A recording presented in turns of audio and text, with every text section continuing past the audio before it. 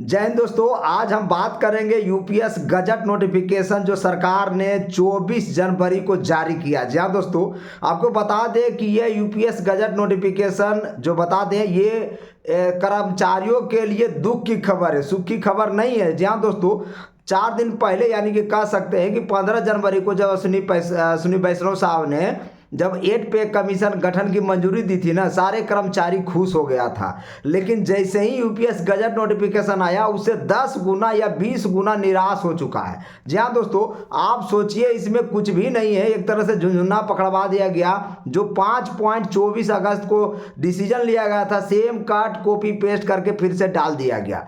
जी हाँ दोस्तों, यानी रिटायरमेंट पर जो हल्ला चल रहा था कि 10% जीपीएफ की तरह वापसी होगी, ब्याज सहित वापसी होगी, उस पर तो कोई बात ही नहीं किया, उस पर कोई नोटिफिकेशन भी नहीं आया। जी हाँ दोस्तों, इसके अलावा जो रिटायरमेंट होगा यानी 25 साल सेवा करने के बाद आप रिटायर होते हैं, फुल सर्विस करते हैं, तब जाके 12 महीना का एवरेज का 50% पेंशन उस पर डीए देगा। ये सबसे अच्छी खबर यूपीएस में यही है एक, जिसमें डीए दिया जा रहा है। यहाँ दोस्तों डीआर लागू होगा। बाकी यूपीएस गजट नोटिफिकेशन में एक भी पॉइंट अच्छा नहीं है। जहाँ दोस्तों आपको डिटेल बताएंगे। एक बात और चर्चा चल रहा था कि 25 साल के जगह 20 साल की रहेगी सरकार, उसमें 25 साल की जगह 25 साल ही करिए, और 25 साल से ज़्यादा भी अगर आप नौकरी करते हैं तो वो फिक्स कर दिया, उससे ज़्यादा पेंशन आपको नहीं देगी। जी हाँ दोस्तों, यानी एक जो अमाउंट है ना 50 लाख का, वो फिक्स कर दिया। 50 लाख से ज़्यादा अमाउंट आपका जमा होगा भी तो सरकार उस पर कोई डिसीजन नहीं लेगी, आपका जो फिक्स अमाउंट है वही मिलेगा। जी हाँ दोस्तों, यानी वीआरएस का नियम भी इसमें सेम ही रखा, कुछ कि इधर उधर हटाया नहीं है। जबकि जितने भी संगठन हैं सभी ने नोटिफिकेशन, सभी ने लेटर लिख के जीमेल करके सरकार को जमा किया था, लेकिन उसका कोई भी इफेक्ट सरकार के ऊपर नहीं पड़ता। ये आप देख लीजिए, लोगों का कहना था कि दिल्ली चुनाव का इसके ऊपर असर पड़ेगा। सोचिए कुछ दिन पहले दिल्ली चुनाव से पहले 8वां वेतन आयोग की गठन की मंजूरी मिली थी, लोगों को लग रहा था कि बीजेपी को वोट पूरा मिल जाएगा, और अभी देखिए यूपीएस गजट नोटिफिकेशन लाकर सरकार ने साबित कर दिया उसे सरकारी कर्मचारियों से कोई मतलब ही नहीं है। जी हाँ दोस्तों, यानी तुम रहो ना रहो हमें कोई इफेक्ट नहीं पड़ेगा। सच्चाई यही है कि हम लोग के पास यानी सरकारी कर्मचारियों के पास मास नहीं है, यानी 1-2% वाले लोग हैं। सरकार फोकस करती है 98% वाले लोग पर। जी हाँ दोस्तों, ये बात की सच्चाई सरकार ने साबित कर दिया। जी हाँ दोस्तों, लोगों का कहना है कि दिल्ली का चुनाव है, 5-7 लाख केंद्रीय कर्मचारी हैं, इसलिए केंद्र सरकार ने 8वां वेतन आयोग गठन की मंजूरी दी है। अभी देख लीजिए यूपीएस गजट नोटिफिकेशन से सारे कर्मचारियों का जो सपना था ना वो ध्वस्त हो चुका है, पूरी तरह से रद्दी का कागज निकाल कर दे दिया गया है। ये मंजी सिंह पटेल ने भी बता दिया। जहाँ दोस्तों यानी सड़ा गला ये यूपीएस गजट नोटिफिकेशन है। मंजी सिंह पटेल का वीडियो चाहे तो देख सकते हैं, मेरे चैनल पर भी है और भी चैनल पर वो डाल दिया गया। इसके अलावा जो वीआरएस का नियम था ना कि मान लीजिए कोई 20 साल में नौकरी में आ जाता है और 25 साल नौकरी करके रिटायर हो जाता है तो 45 साल का हो जाएगा, लेकिन उसको रिटायरमेंट के एज तक इंतजार करने पड़ेगा पेंशन पाने के लिए, यानी 60 बरस तक। सोचिए 15 साल वो जीवित रहेगा कि मर जाएगा, इसका सरकार गारंटी लेगी? ठीका लेगी? सरकार के पास कोई दवाई है जो उसको खिला दे तो 15 साल वो जीवित रहे या 20 साल जीवित रहे, तभी ना 5 साल आगे वो पेंशन पाएगा। अगर वो मर गया तो 60% पेंशन उसके फैमिली को मिलेगा। वही नियम है जो पहले जो 5.24 अगस्त को अनाउंसमेंट किया था मोदी सरकार ने, यानी हूबहू कट कॉपी पेस्ट कर दिया गया। मिनिमम 10 साल आप सर्विस करेंगे तभी यूपीएस का लाभ मिलेगा, और मिनिमम 10,000 पेंशन बनेगा, उस पर डीआर बनेगा। यही डीए वाला जो मामला है ना, यही एक अच्छा मामला इसमें है, बाकी सारा बेकार मामला इसमें ला के रख दिया। जी हाँ दोस्तों, इसके अलावा जो 10 साल आप जब तक नहीं करेंगे तो आपका इसका कुछ भी लाभ नहीं मिलेगा। यानी यूपीएस में जैसे ही अडॉप्ट करते हैं कोई, ये एक तो पहली बात ये कि जो भी एनपीएस में कर्मचारी वही यूपीएस अडॉप्ट कर सकता है, ओपीएस वाले यूपीएस नहीं अडॉप्ट कर सकता है। आप तो पता ही होगा ओपीएस सबसे बेहतर पेंशन सिस्टम है, उसके बाद एनपीएस, उसके बाद लास्ट में देखिए यूपीएस भी आ गया, सड़ा गला जो रद्दी का भाव से बिक रहा है अभी पूरे मार्केट में।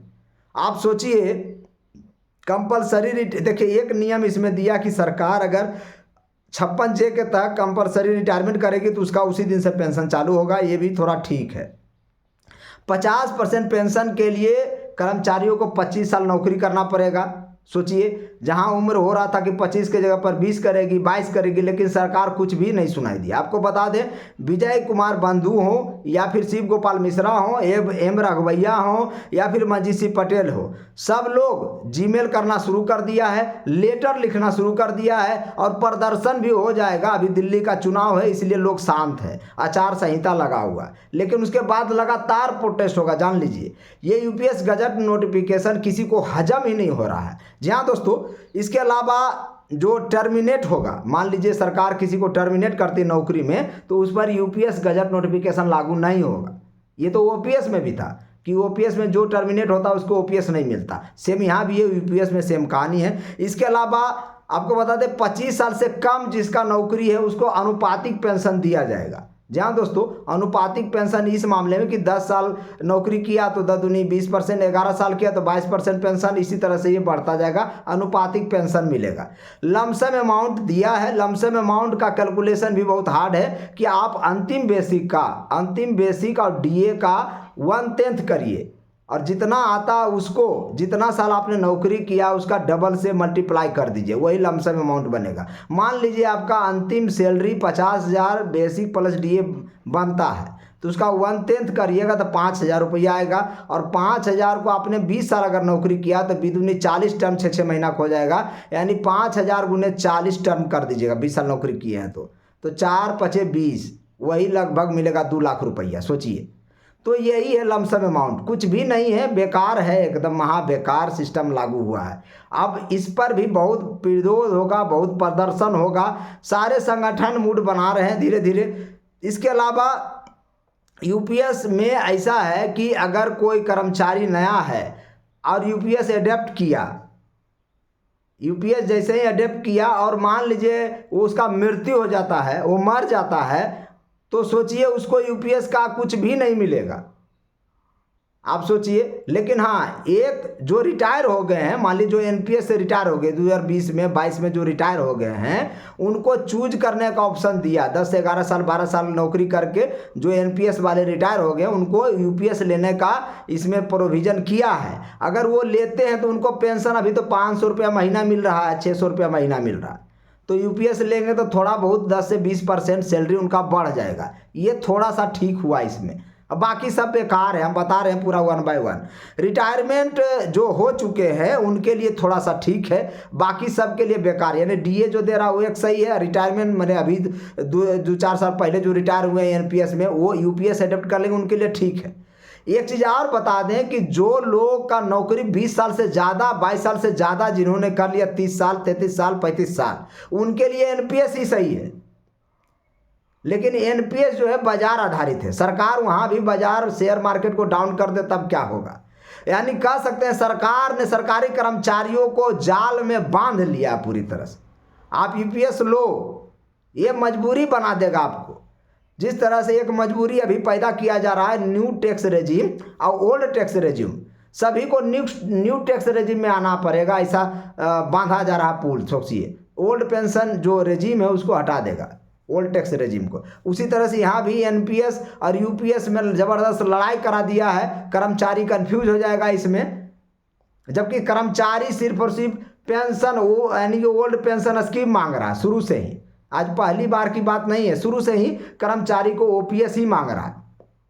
फैमिली पेंशन 60% रखा है, ये तो सही है, कोई दिक्कत नहीं। लिव इनकैशमेंट की बात है और ग्रेच्युटी की बात, वो इसमें मिलेगा, ये बात सही है। लिव इनकैशमेंट भी मिलेगा, ग्रेच्युटी मिलेगा। कुछ लोग पूछ रहे थे कि ओल्ड पेंशन स्कीम में कम्यूटेशन कराते हैं, यानी कि 40% पेंशन बेच देते हैं, तो इसमें वो सब प्रोविजन नहीं है, इसमें कम्यूटेशन का कोई प्रोविजन नहीं है। जी हाँ दोस्तों, सरकार एक और इसमें क्या किया है कि 10% आपका जो कंट्रीब्यूशन है, जिस तरह से एनपीएस में कटता था वैसे यूपीएस में भी कटेगा, और सरकार अपना खुद 10% कंट्रीब्यूशन दोनों मिलकर जमा करके एक आपका एक कॉर्पस फंड बनेगा और एक पूल कॉर्पस फंड बनेगा जिसमें 8.5% जमा होगा। यानी सरकार 18.5% जमा करेगी, उसमें से 10% आपके वाला में और 10% अपना, उसका अपना पूल कॉर्पस फंड होगा। मान लीजिए जिसमें आप रिटायर हुए उसका पेंशन जब 50% पेंशन नहीं बनेगा, कुछ पैसा घट जाएगा, तो ये 8.5% वाला कॉर्पस से आपको पैसा उसको पूर्ति किया जाएगा। ये चीज़ इसमें लाया गया फिर से। इसके अलावा जो बता दें कि 10% कंट्रीब्यूशन जीपीओ की तरफ वापस का कोई प्रोविजन नहीं, इस पर भी ज़बरदस्त प्रोटेस्ट होगा, लड़ाई होगा। पेंशन आपको बता दें कम्यूटेशंस नहीं है, ये बात आपको बता ही दिए। मंजीत सिंह पटेल ने पीएमओ को, राष्ट्रपति को और फिनेंस डिपार्टमेंट को सबको जीमेल कर दिया है, जबकि छुट्टी का समय है, रिपब्लिक डे है, रिपब्लिक दिन था। लोग आशा कर रहे थे कि रिपब्लिक डे है, गणतंत्र दिवस है, तो कुछ खुशखबरी देगी सरकार। खुशखबरी क्या देगी? देखिए, यूपीएस गजट नोटिफिकेशन लाके सारे सरकारी कर्मचारियों के ऊपर पानी फेर दिया। आप सोचिए कितनी बड़ी दुख में जी रहा है, ये कहना मुश्किल है। 8वें पे कमीशन की मंजूरी से बहुत खुश हुए थे लोग, लेकिन जैसे ही यूपीएस गजट नोटिफिकेशन आया, सारे के सारे लोग माथा पकड़ के बैठ गए। और उसका कैलकुलेशन जब आप पढ़ेंगे ना पूरा, तो सोच लीजिए कि आपका हालत खराब होने जा रहा है। वहाँ पर आप अनफिट घोषित हो जाइएगा खुद ब खुद, जैसे ही पूरा पढ़िएगा वैसे ही। इसके अलावा बात करें कि बेंचमार्क और इन्वेस्टमेंट का एक सिस्टम लागू कर दिया गया। बेंचमार्क मतलब ये हुआ कि सरकार ने डिफाइन कर दिया है कि इतना साल तक इतना पैसा जमा होगा, और आपका अगर इन्वेस्टमेंट उतना नहीं होता है तो उसे उसी हिसाब से पेंशन भी घट जाएगा आपका। एक तो कम साल करेंगे तो कम पेंशन मिलेगा, और 25 साल पूरा करेंगे तभी जाके पूरा पूरा पेंशन का लाभ ले पाएंगे। तो इसमें बहुत सारे चीज़ें एनोमलीज हैं जो बहुत ज़्यादा दिक्कत हो गया यूपीएस गजट नोटिफिकेशन में। इसके अलावा आपको बता दें, यूपीएस गजट नोटिफिकेशन सिर्फ एनपीएस कर्मचारियों के लिए लागू होगा और 1 अप्रैल 2025 से लागू होगा, ये तय है। लेकिन जो चूज करना चाहे चूज कर सकते हैं, जो चूज नहीं करना चाहते हैं वो स्वतंत्र हैं। लेकिन जैसे ही एक बार उसको यूपीएस को चूज कर लिए, वापसी का आपके पास वो सिस्टम ही खत्म हो जाएगा, वापस नहीं आ सकते एनपीएस में। जब यूपीएस ले लिए तो नॉन रिटर्न वाल्व लग गया आप में, यानी हवा एक डायरेक्शन से ही फॉलो होगा, बैक नहीं मारेगा इसमें। ये नॉन रिटर्न वाल्व उसमें लगा दिए हैं सरकार ने, यानी जब यूपीएस ले लिया तो अब यूपीएस में ही रहना पड़ेगा। और दूसरा 11 नंबर पॉइंट अब जब पढ़िएगा तो बोलिएगा कि किसी के साथ आप कंपेयर नहीं कर सकते हैं और सरकार के ऊपर दावा नहीं ठोक सकते हैं। मान लीजिए जिसमें आप रिटायर हुए तो किसी एनपीएस को ज़्यादा पैसा मिलेगा, यूपीएस वाला को कम मिलेगा, ओपीएस वाला का और ज़्यादा मिलेगा, तो आप कंपेयर का दावा, सरकार के ऊपर पैसा का दावा नहीं कर सकते। यानी सरकार एक तरह से टर्म एंड कंडीशन आपके ऊपर लगा दी है, बड़े बड़े बैनर लगा दी और नीचे लिख दी टर्म एंड कंडीशन। यही कहानी यहाँ पर हो रहा है यूपीएस गजट नोटिफिकेशन में। हम तो खुलकर बात कर रहे हैं, यूपीएस गजट नोटिफिकेशन सरकारी कर्मचारियों के लिए हित में नहीं है, और सरकार भी सरकारी कर्मचारी के हित में कोई फैसला नहीं ली है अभी तक, खास करके यूपीएस पर। ओपी अब बात यह है कि 8वां पे कमीशन में क्या देगी, आप इसी से अंदाज़ा लगा लीजिए कि यूपीएस गजट नोटिफिकेशन में क्या सरकार दे रही है। तो इसीलिए हम वीडियो जो बना रहे हैं वो एकदम एक्चुअल है, जो तथ्य है, जो उसमें पूरा दिया हुआ वो सारी चीज़ें हम आपको बता रहे हैं। बाकी मेरे चैनल को लाइक करिए, शेयर करिए, सब्सक्राइब करिए, और भी डिटेल्स आपको हम बताएंगे आगे। जय हिंद, जय भारत, जय इंडियन रेलवे।